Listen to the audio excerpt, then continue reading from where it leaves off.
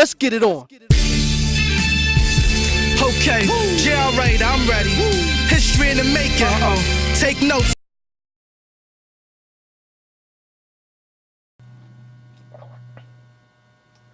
So, those of you that know me, you know that I'm into radio control cars. It's one of my hobbies, and because of that, I get asked a lot of questions about these things. I get people saying to me, I want to buy my son one, I'm thinking about getting one. So I thought I'd make a video on how I got into the hobby and about these cars. A lot of the groups that I'm in to do with the radio control cars, I haven't seen anyone yet make a video for like new starters or anyone thinking of getting into the hobby. So I thought I'd make a video to clear a few things up. So a lot of people get certain things mixed up, so I thought I'd make a video and explain certain things. Now with radio control cars, you got two different types. You got toy grade, that's what you're buying at Argos and Toys R Us from a toy shop. And you got hobby grade. Hobby grade is what you get from a specialist hobby shop that deal in radio control things. The thing about toy grade, they're a lot cheaper. Toy grade are normally less than £100, and toy grade they're low powered. They're not as powerful as the ones I'm into, the hobby grade ones. And the thing about the toy grade ones, if you break anything on it, you can't fix it. Once you break something, you throw it away because you can't get no parts for the toy grade ones. But the hobby grade ones, you break anything on it, you can get spare parts for them. And also the hobby grade ones are a lot more powerful. Yeah, those ones you get in Argos and Toys R Us, yeah, those are basically toys. They're very low powered. They can't do things that these hobby grade ones can do.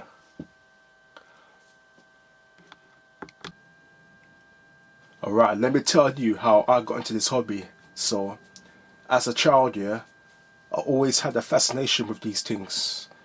As a child, my parents used to buy me like the toy grade ones from like Argos and Toys R Us, and I just always had a fascination with them.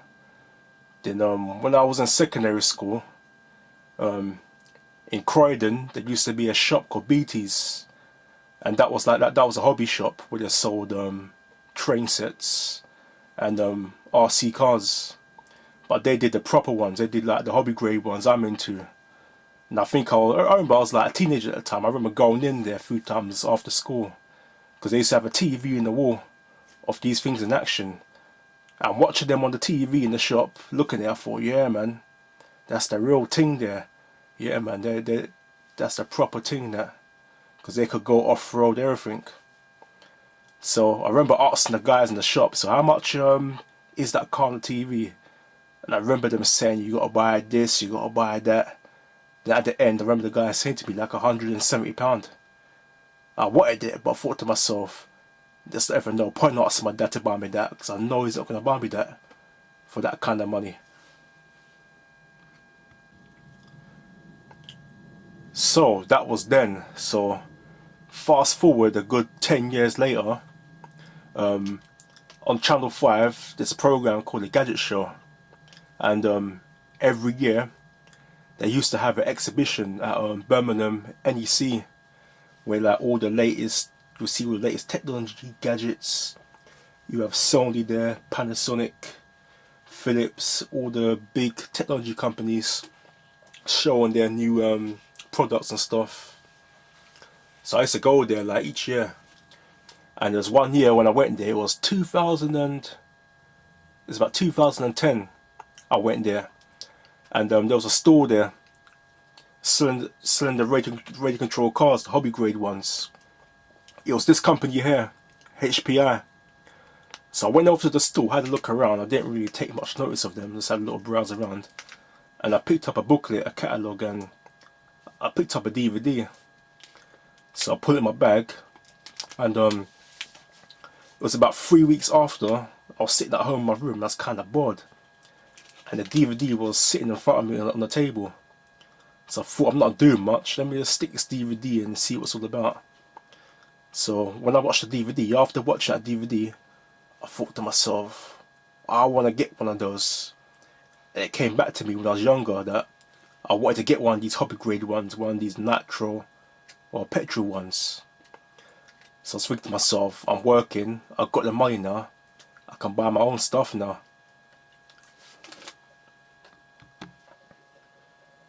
Because I was new to the hobby, I didn't know nothing about these cars. So I didn't go out and buy a petrol one or natural one first. This was the first car I bought. I bought this first. This is called the Tamiya kit. The Tamiya lunchbox kit. This is an electric car, this one. It's got a brush motor inside it. It came in the kit. You got to build it yourself.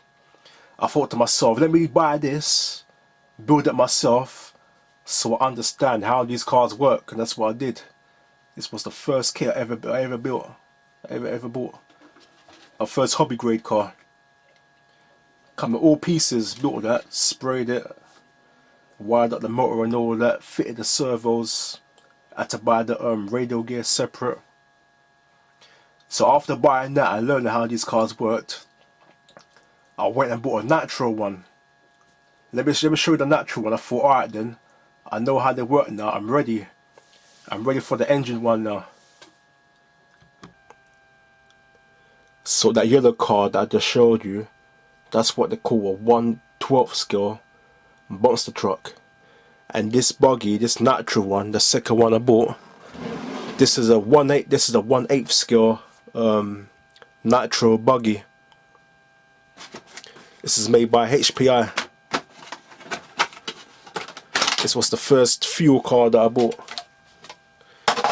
See, people get these mixed up. This is not a petrol engine, this is a nitro engine. Nitro. It runs on nitro and fuel. Even though it's petrol, it still takes batteries.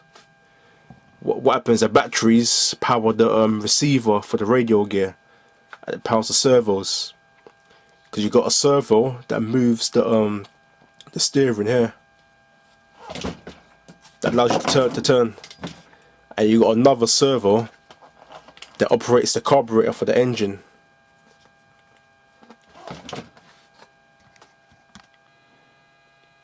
So you got a servo there that runs for the battery power, that plugs into the receiver, and you got arm there that goes to the carburetor and the engine.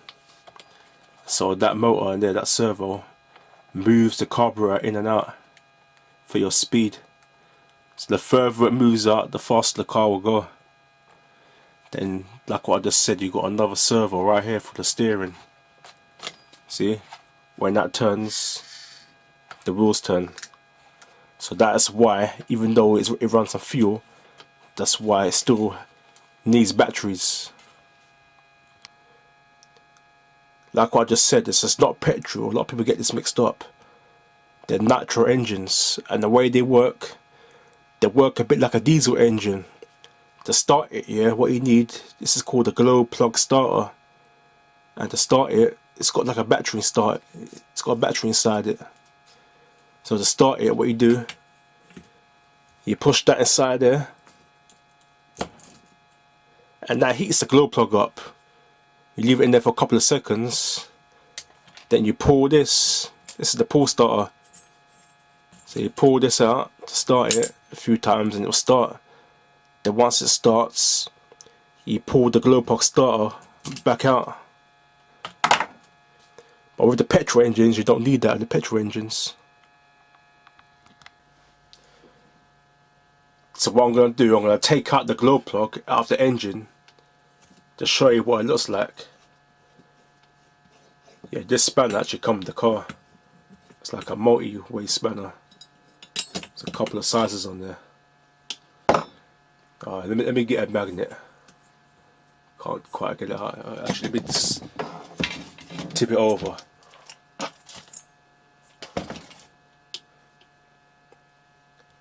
So this thing here, that's what they call a glow plug. It's got like a piece of filament inside it that heats up. It glows red up. So what happens is when you put the glow star on there, that grabs onto it. Oh look, see, look, look, oh that's good. Oh, so the battery's still got power in it, see? You see it glowing. I thought it'd be dead, see it glowing there? So that's glowing red, look. Then let me take it off, look. Ah, it's stuck. You see? Gone back to normal. So that's what happens. It heats the engine up, it heats the fuel up, and then you pull it to start it. That's how these engines work. But on the petrol engine you don't have that. On the petrol engine you have a spark plug. I just want to say I'm really shocked about that, because the last time I used this year, it must have been about 2011, because I don't bother with this car no more. So let me take the battery out. Yeah, I didn't think that actually glows, so these batteries are quite good then. It's true what they say then, setting your envelope, they don't discharge. That is shocking, that. I was expecting that to be all corroded, but that's been in there for all those years and it's still working. Can't believe that. I haven't used this thing for years and it's still holding its charge. So that's a tip for you. There's a tip. If you want to buy some good rechargeable batteries, buy the Sanyo envelope ones. Because as I said, that's been in there since 2011. And I haven't touched it. This car's actually been in my loft. So I don't really use it no more.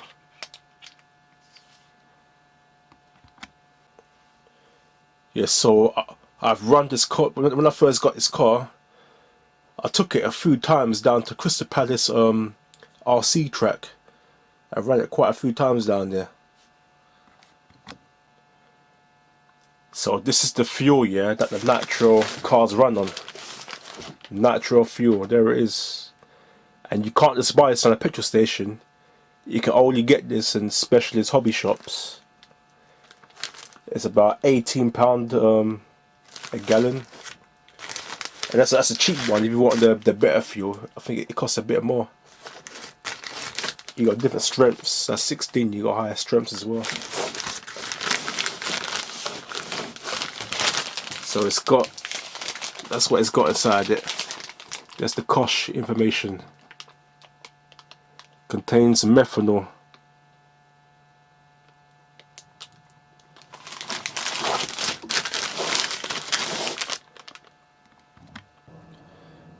So as I was saying before, these Nitro engines, they work like similar to diesel engines.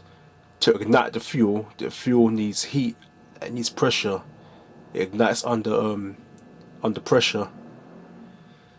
Whereas the petrol cars, they require a spark to ignite them, to start the engine.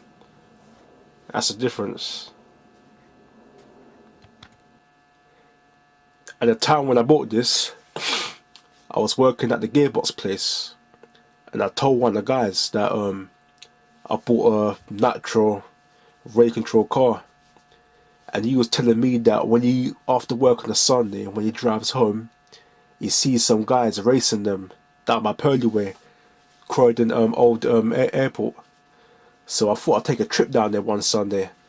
So it was one Sunday I bought the car down there, and I see all them guys down there running some big petrol cars. The things are massive. And I also seen them running some high powered electric cars. The way those electric cars are moving, I was shocked. Some of them electric cars were passing the petrol cars. I think it's only me and another guy that was actually running these Nitro ones. Most of them are all running petrol cars down there. Chatting to the guys down there, I remember the guy saying to me, when they first got in the hobby, they first bought one of these Nitro cars just like me.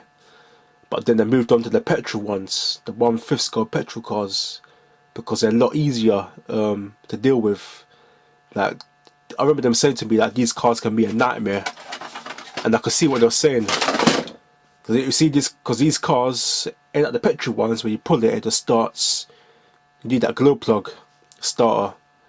And there was times when I took my car out and I'll forget the glow plug at home starter, or the glow plug starter wasn't charged, so I couldn't run the car.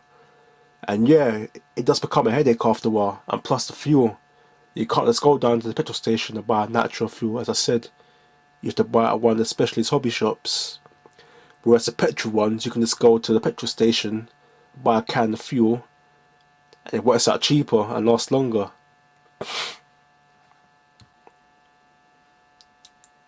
I thought about what they said, and yeah, it did make sense, because this car was starting to get on my nerves, these natural cars. The same things they said that was annoying them was starting to annoy me. Like what I said, if that's not charged or it dies, you can't run, because you need this to start the engine.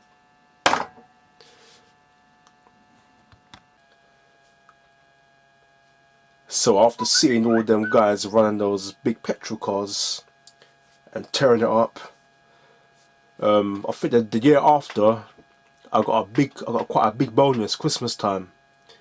So the bonus I got from work, I used it and I bought a petrol car, a 2-stroke petrol car. Not the same one, but it was the same size as this. I went and bought a petrol one. This is a 1/5 scale petrol car here, 2-stroke. They call this a HPI Barger 5B. That's the name of it. This one here. I wish that's what I did in the first place. I wish I got the petrol car instead of the nitro. Because once you get one of these, you won't want to get a nitro. Because the thing with these, yeah, you don't need no glow starter to start it. All you gotta do is pull the pull starter, pull it, and the thing starts. And plus, it runs on petrol. You can just go to the petrol station, buy a can of fuel that lasts you ages. You haven't got to spend £18 a gallon of fuel.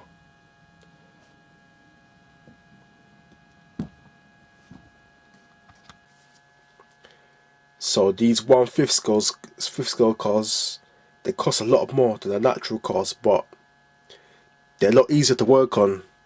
Because those natural ones, some of the nuts and bolts in there are so small, they're not made to work on. So as I was saying, this is the petrol engine. See, you got a spark plug there that generates a spark. When you pull this here, that generates a spark and starts the engine. Just like a lawnmower or a chainsaw. Same concept. And you got a battery just like on the natural one that operates the 2 servos, one for the steering and one for the carburetor.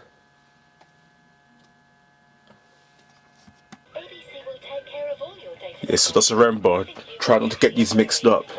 As I keep on saying, this big one there, this is a petrol model, and this smaller one here, that is a natural model. Because people do get them mixed up. Because I've had loads of people tell me, yeah man, my mate's got one of those petrol cars, he can't get it started. Come round man, see if you can get it started. So when I go around there now, it's not a petrol model, it's a natural model.